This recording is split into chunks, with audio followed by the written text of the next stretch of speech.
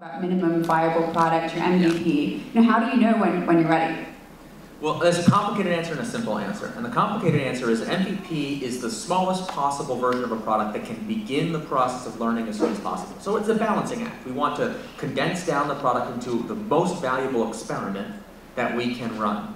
And you know, if you study experiment design in any kind of scientific setting, like, it's complicated. To design the perfect experiment is an intellectually challenging exercise. But guess what? You don't have to do this intellectually challenging exercise, because I got good news for you. No matter what you think the minimum viable product is, I guarantee you what you need to do is cut it in half, and then cut it in half again, and ship that. Because every entrepreneur is like, falls in love with the maximum version of the product, because as you said, we have this fear, well, what if we put it out there and customers hate it? Then but they would have liked it if we just done a little bit more work. So the first thing is, minimum viable product is not about having a big splashy launch on stage.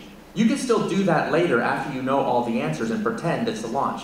The press will go along with it, I'm sad to say. So it's no problem. You can be rewritten as a genius when you're successful, just like all the other founders were. So you're not foreclosing that option.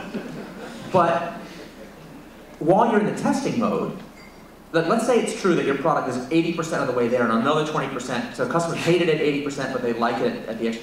Well, it's okay. Show the 80% to some customers, they hate it, and then add the 20%, and then they're going to love it, right? So if that's true at macro scale, it'll be true at micro scale too. So the nice thing about MVP is that you have to pass through the MVP on your way to the final product anyway. It's not like the product is all done, 100% done on day X, and it was 0% done the day before. I meet with startups all the time that have an amazing demo that's like really good, and I'm like, well, how many customers have seen this? They're like, oh, we can't show it to customers.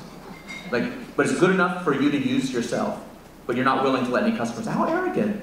You get to be the arbiter of who gets to use this product. You told me this product was going to make customers' lives better, but you would intentionally deny them the opportunity to have their lives improved because your ego is so precious you can't show them something ugly, really?